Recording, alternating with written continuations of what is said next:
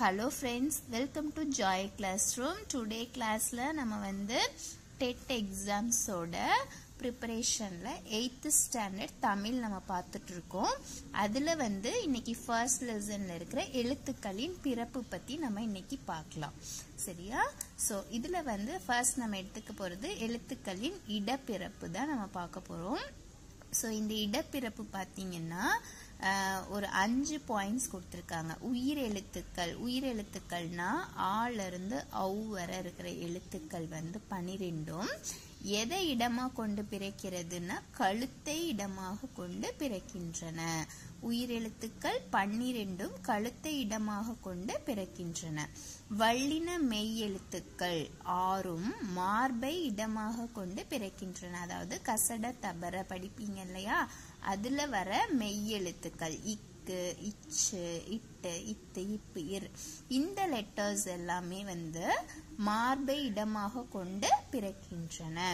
மெல்லின மெய் எழுத்துக்கள் 6ம் மூக்கை இடமாக கொண்டு பிறக்கின்றன. ஞனன நமன அதுல வர மெய் எழுத்துக்கள், அதுல நீங்க புள்ளி வச்சு ரைட் பண்ணுவீங்க இல்லையா, ஞனன நமன அதுல வந்து இருக்கிற 6 லெட்டர்ஸும் மூக்கை இடமாக கொண்டு பிறக்கின்றன. இடையின மெய் எழுத்துக்கள் எரல வளல இந்த லெட்டர்ஸ் பாத்தீங்கன்னா கழுத்தை இடமாக கொண்டு பிறக்கின்றன. இதுல வர எல்லாமே மெய் எழுத்துக்கள் தான் சொல்லியிருக்காங்க. சோ இது எல்லாமே பாத்தீங்கன்னா ஒரு பார்ட்ஸ் இடமாக கொண்டு பிறக்கிறது. இதுல பாருங்க, அடுத்தது ஆயுத எழுத்து பாத்தீங்கன்னா தலையை இடமாக கொண்டு பிறக்கிறது.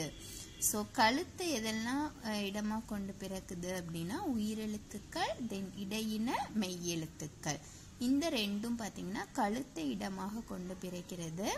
ரிமைனிங் இருக்கிற வல்லின மெய் எழுத்து வந்து மார்பையும், மெல்லின மெய் எழுத்துக்கள் மூக்கையும், ஆயுத எழுத்து வந்து தலையையும் இடமாக கொண்டு பிறக்கிறது. அடுத்தது எழுத்துக்களின் முயற்சி பிறப்பு. நம்ம வந்து ஒரு லெட்டர் நம்ம ரீட் பண்றோம் இல்லையா, அது முயற்சி பண்றோம் இல்லையா, ஆ அப்படின்னு சொல்றது நம்மளோட பாடி பார்ட்ஸ்ல எந்த இடத்துல இருந்து ஸ்டார்ட் ஆகுதுங்கிறது தான் நம்ம நெக்ஸ்ட் பார்க்க போறோம். அதுல உயிர் எழுத்துக்கள் சொல்லியிருக்காங்க. ஆ ஆ இந்த ரெண்டும் பாத்தீங்கன்னா வாய் திறந்தல் ஆகிய முயற்சியால் பிறக்கின்றன. நம்ம வாய் ஓபன் பண்ணனாதான் இந்த 2 லெட்டர்ஸையும் நம்மளால ப்ரொனவுன்ஸ் பண்ண முடியும். அடுத்தது இ ஈ ஏ ஏ ஐ இந்த 5 லெட்டர்ஸும் பாத்தீங்கன்னா வாய் திறக்கும் முயற்சியுடன் நாக்கின் அடி ஓரமானது மேல்வாய் பல்லை பொருந்தும் வகையில் பிறக்கிறதுன்னு சொல்றாங்க. இ அப்படிங்கும் போதும் ஈன்னு சொல்லும் போதும் ஏ ஏ ஐ இதெல்லாம் சொல்லும் போது நம்மளோட மேல்வாய் பல்லும் நாக்கின் அடி ஓரமும் சேர்ந்துதான் வந்து முயற்சி செஞ்சுதான் இந்த லெட்டர்ஸ நம்மளால ப்ரொனவுன்ஸ் பண்ண முடியுது.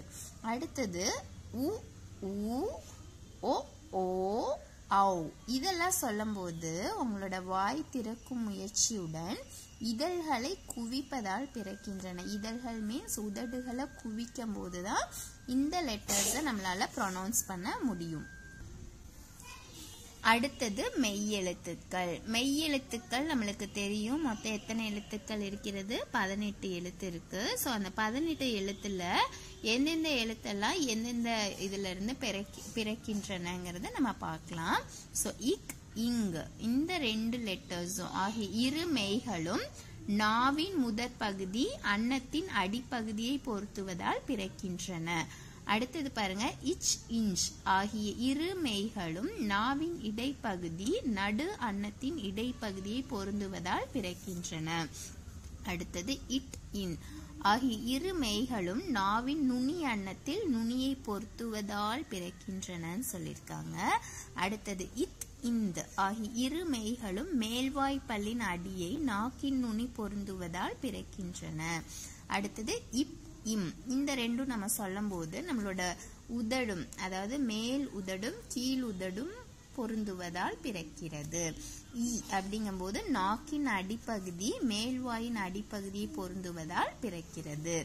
இர் இல் ஆகிய இரு மெய்களும் மேல்வாயை நாக்கின் நுனி வருடுவதால் பிறக்கின்றன. இல் இது மேல்வாய் பல்லின் அடியை நாக்கின் ஓரங்கள் தடித்து நெருக்குவதால் பிறக்கின்றன. இல் இது மேல்வாயை நாக்கின் ஓரங்கள் தடித்து தடவுவதால் பிறக்கின்றன. இவ் இது மேல்வாய் பல்லை கீழ் உதடு பொருந்துவதால் பிறக்கிறது. இர் இன் ஆகிய இரு மெய்களும் மேல்வாயை நாக்கின் நுனி மிகவும் பொருந்துவதால் பிறக்கின்றன. ஸோ நம்ம இன்னைக்கு வந்து உயிர் எழுத்துக்கள் தென் மெய் எழுத்துக்கள் எப்படி பிறக்கின்றது அப்படிங்கிறத நம்ம இன்னைக்கு கிளாஸ்ல நம்ம லேர்ன் பண்ணணும். அடுத்தது பாருங்க, ஆயுத எழுத்து வாயை திறந்து ஒலிக்கும் முயற்சியால் பிறக்கிறது. அக் அப்படின்னு சொல்லும்போது வாயை நம்ம திறக்கிறோம். சார்பெழுத்துக்கள் யாவும் தத்தம் முதல் எழுத்துக்கள் தோன்றும் இடங்களிலேயே அவை பிறப்பதற்கு உரிய முயற்சிகளை கொண்டு தாமும் பிறக்கின்றது அப்படிங்கிறதையும் நம்ம லேர்ன் பண்ணியிருக்கோம். அடுத்ததா பார்க்கலாம். இதழ்களை குவிப்பதால் பிறக்கும் எழுத்துக்கள் வந்து எது எதெல்லாம்னா உ ஊ. வல்லின எழுத்துக்கள் பிறக்கும் இடம் வந்து மார்பு. ஆயுத எழுத்து பிறக்கும் இடம் வந்து தலை. நாவின் நுனி அன்னத்தின் நுனியை பொருந்துவதால் பிறக்கும் எழுத்துக்கள் வந்து இட் இன். கீழிதழும் மேல்வாய் பல்லும் இணைவதால் பிறக்கும் எழுத்து இவ். அடுத்தது பொறுத்துக. பொறுத்துகளை நான் ஸ்ட்ரெயிட் ஆன்சர்ஸ் ரைட் பண்ணியிருக்கேன். உங்களுக்கு எக்ஸாம்ஸ்ல ஆப்ஷன்ஸ் வந்து மாறி மாறி இருக்கும், நீங்க கரெக்டா மேட்ச் பண்ணிக்கணும். இக் இங் இது பாத்தீங்கன்னா நாவின் முதல் அன்னத்தின் அடி இந்த ரெண்டும் தான் கனெக்ட் ஆகும்போது இக் இங்குங்கிற வார்த்தையை நம்மளால ப்ரொனவுன்ஸ் பண்ண முடியும் லெட்டரை. இச் இஞ்ச் நாவின் இடை நடு அன்னத்தின் இடை இந்த ரெண்டுனால தான் இந்த டூ லெட்டர்ஸை நம்மளால ப்ரொனவுன்ஸ் பண்ண முடியும். அடுத்தது இட் இன் நாவின் நுனி அன்னத்தின் நுனி. இத் இந்த நாவின் நுனி மேல்வாய் பல்லின் அடி.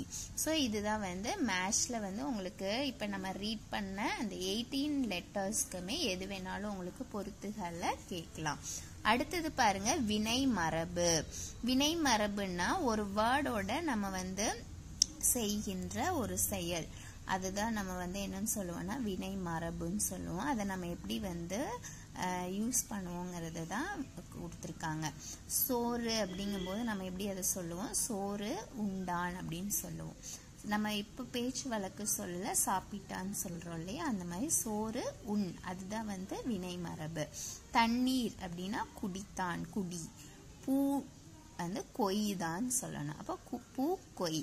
முறுக்கு தின்றான் தின். பால் பருகினான் பருகு. இலை பறித்தான் பறி. சுவர் எழுப்பினான் எழுப்பு. கூடை முடைந்தான் முடை. பானை வனைந்தான் வனை.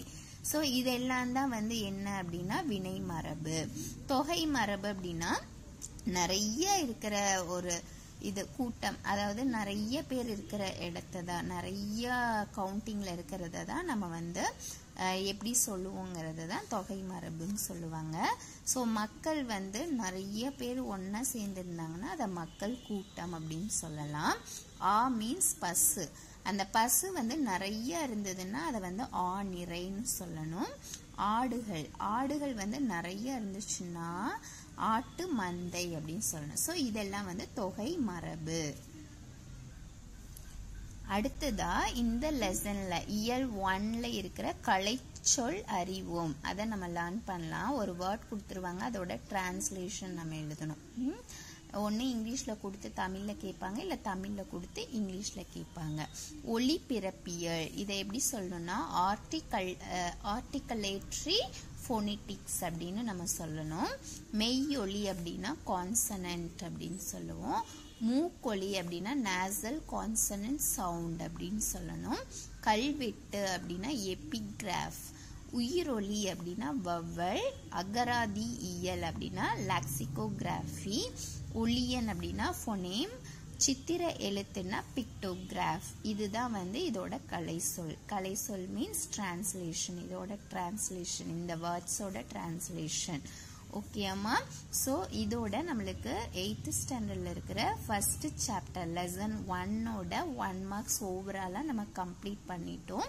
இந்த நெக்ஸ்ட் கிளாஸ்ல நம்ம செகண்ட் சாப்டர் பார்க்கலாம், லெசன் 2, அதாவது இயல் 2 பார்க்கலாம். உங்களுக்கு இந்த வீடியோ பிடிச்சிருந்ததுன்னா லைக் பண்ணுங்க, ஷேர் பண்ணுங்க, சப்ஸ்கிரைப் பண்ணுங்க. அதே போல ப்ரீவியஸ் வீடியோஸை நீங்க வந்து லேர்ன் பண்ணலாம். டெட் எக்ஸாம்ஸ்க்குன்னு நான் அப்லோட் பண்ணியிருக்கிறத நீங்கள் லேர்ன் பண்ணலாம். Okay friends, thank you.